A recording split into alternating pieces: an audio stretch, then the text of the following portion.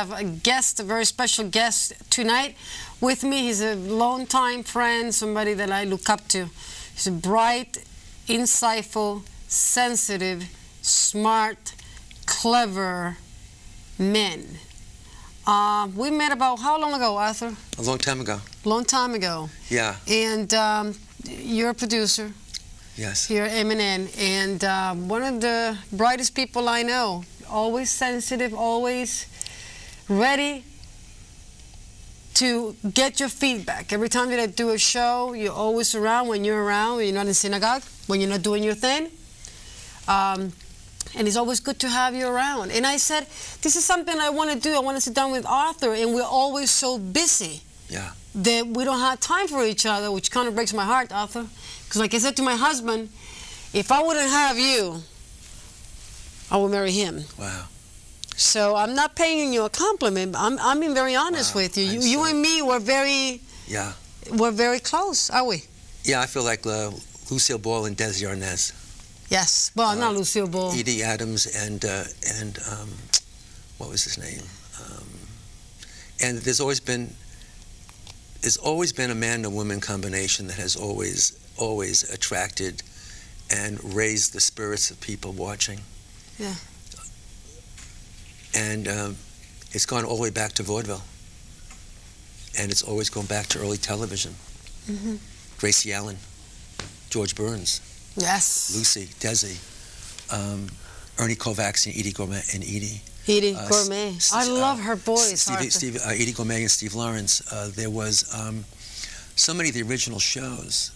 And interesting about the 50s, there were many women who were very powerful Hollywood figures. They had their own shows.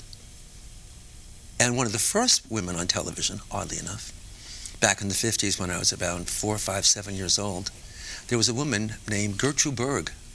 And Gertrude Berg was the first ethnic woman on television, and she was the matriarch of family.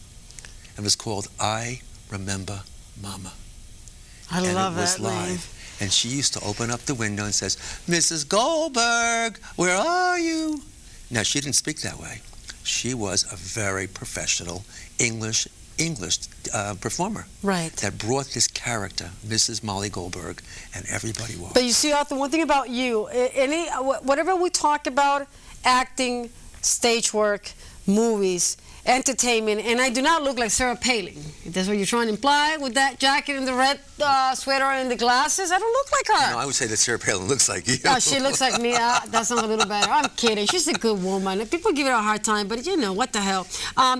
What are we? Where were we? Here's the point we're saying. You were saying about no matter what subject. No matter what subject we talk about, there's always, you are like an encyclopedia to me. You know so much. And you're not only a terrific person, you have an ability. You are a great listener. And men, they don't like to listen. You have that gift. You're like always attentive and always inquisitive and always taking notes. And oh, Sissy, that could be a great idea. We can do that. You should do this. You should do that. It's very. What's the word that I'm looking for? It's very special, Arthur. You're very special because every time that I have you around, I feel confident. I'm confident no matter what. I think my spirit is not, I mean, what you see, what you get with me, but you learn over the years to be more, okay, I know what I'm doing. I have a lot to learn, but you know what I'm saying, Arthur? That it's not a sense like, oh my God, I'm doing a show, I'm doing a live show, I'm doing an interview, I'm conducting an interview. It's fun to do this. Wonderful. Right? Yeah. You know, you have to understand that women are visionaries. Are we? And men. Not all of us. And men ground women. The role is that women see men. It's not all the way around? No, no. A man has never picked up a woman. I don't know about that. Yeah. That's not true. A man has never picked up a woman. In a room, the woman... She's the one. Gives the nod, and the guy goes, and comes over and says, "How are you?" Yeah. Yeah. And it's a well-known secret that women have, going back to Cleopatra period, You Marilyn see? Monroe That's period. what I'm trying to tell you. I mean, with you, it can be endless, the conversation that I said, Sissy, what do we talk about? I said, there's so many interesting things going on, but I can talk to you about entertainment, movies, acting, history, politics. You are so knowledgeable. Remember, we can even go back to... Where do we take this conversation? You want to go back to the Bible, go back to the Genesis? I just saying this, like how about the woman who found Pharaoh's daughter, found Moses in the reefs, and she said, "This is a cute little guy." This is a cute little guy. And the Pharaoh said, "This guy's not good." She said, "No, Dad, he's great." He said, "No, I don't like this guy. This guy doesn't have a good vibe." And his daughter said, "What do you want to do?" She says, "I want to give him a test." The daughter says, "You want to give him a test?" He says, "Yeah, I want to see if he's going to be the guy that's going to free these thugs that I have working on the pyramids." She said, "What are you going to do?" He said, "Well, I'm going to put a piece of burning coal over here, and I'm going to put a piece of gold over here." Why we don't have Arthur English in the shot? No. And I'd say, he says, "So what's going to happen?" He says, "I'm going to see whether this young boy, what he does, which piece he goes for." So he said, "All right, let the boy come to the table and look at the gold. And look at the coal, burning hot." And the boy was reaching for the gold, looking for the gold. And just as he was going for the gold, the angel pushed his hand to the coal. And with that, it was so hot, he burnt his lip.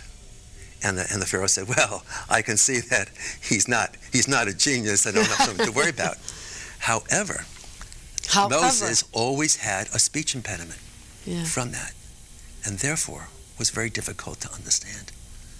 But that was just one of, the woman behind the man. Behind the man. Always has, if you look back, Lucille Ball was the one who said to Desi, "We have a show." You think she was a genius? Unequivocally. Right. My grandmother at 92 years old would be watching the same shows for 47 times, and she'd be looking at the television set, hardly being able to see, and says, "I love that Lucy." Why she was so magnetic, Arthur? Well, first of all, because she could laugh at herself, didn't take herself seriously. I love that. She was very attractive, and she in many ways she had a different She showed people how to have a different relationship with someone who didn't speak English. So she made fun of Desi. Yeah. Desi had sort of an accent. She did it her own way. Yeah. So when he would be singing with his band, "Papa-Lou," and she said, "Oh, Papa-Lou, come on." You see? I mean, and everyone laughed because, by the way, it wasn't okay for women to be a little crazy.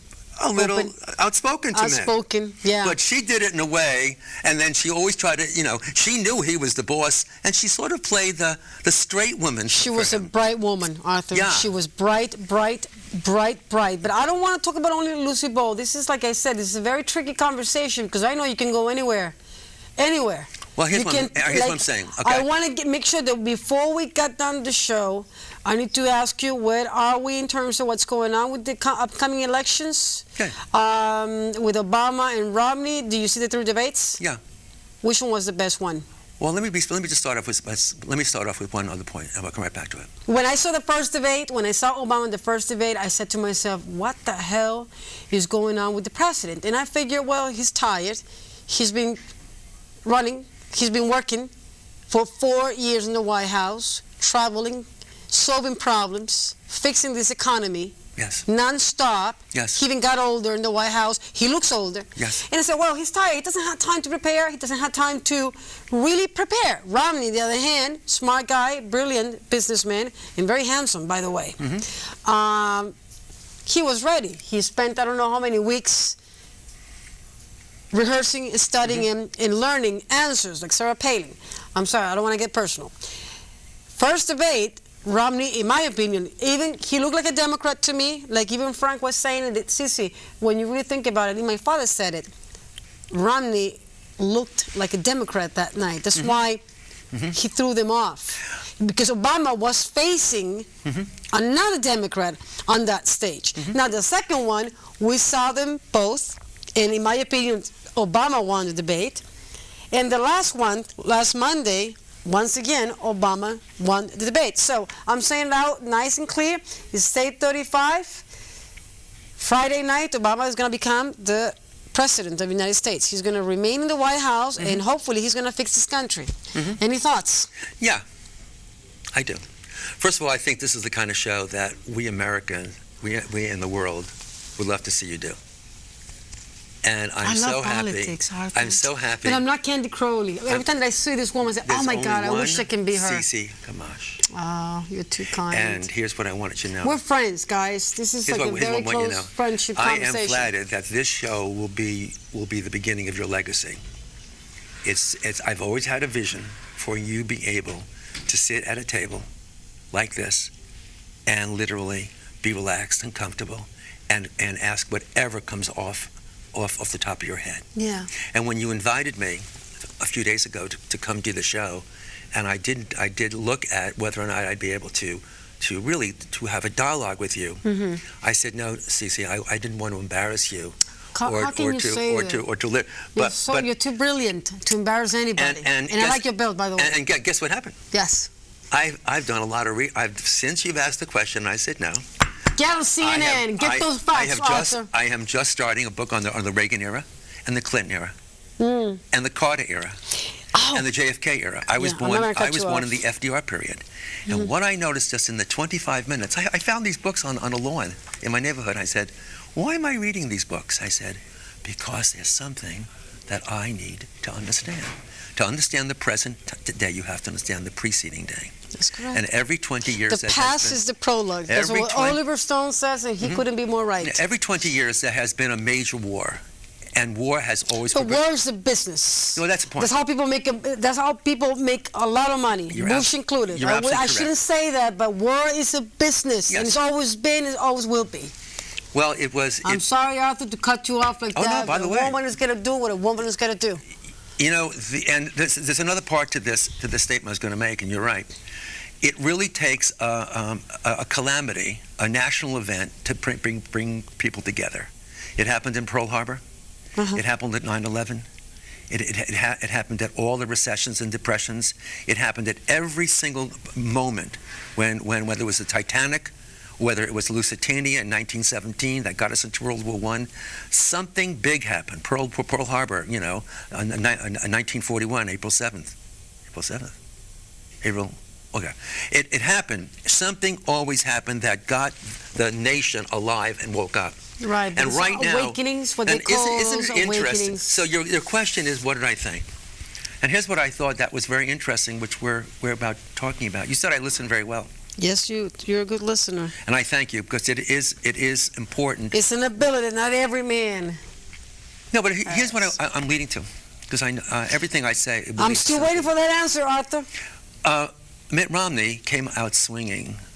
He was told that he looked like that he was ahead by 7 points in the Gallup score. Now you know what? Whether it was true or not, he believed it. But he had a tone. And I want to give him all the credit and all the people and all the people who coached him. He respected President Obama. But the way he said to it, he said, listen, how come you said this and this didn't happen? How come we went up to $1 trillion a year and this happened? How come you said we were going to bring jobs and this happened? He was asking questions just like the people. So what people were actually listening to were themselves, because he was saying, Mr. President, we're here. I know we're in front of 2.3 billion people, but what are the questions? How come you didn't do it? How come you said you would? How come there's no plans? This is what I want to do. I may not have all of the acumen and all the experience, but I feel I can make a difference, right. And I want to make a difference. He didn't. He crossed over the line, but the tone allowed people to say, you know what, I think he's presidential. Of course, he was direct. He is. He was but direct. To me, yes, you're right. And like I said, everybody who's running, my God, to become a president, anybody who's running for the White House, I mean, this is like, I cannot even comprehend the amount of pressure that they going under. Okay, it's insane. Like just to give you an example, Bill Clinton is a politician, former president. He was very passionate about politics. He enjoyed the process.